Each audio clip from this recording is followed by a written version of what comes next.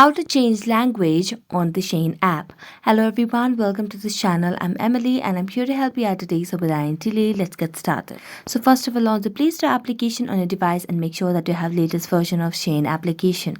As you can see on the screen, there is no option of update, which means we have the latest version of the Shein application.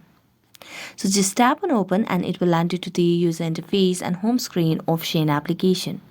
As you can see over here on the screen. Now I've already logged into my account, so make sure that you log into your account over here. As you log into your account, tap on the Me section at the bottom right corner of the screen over here. So tap on it and then tap on the gear icon at the top right corner.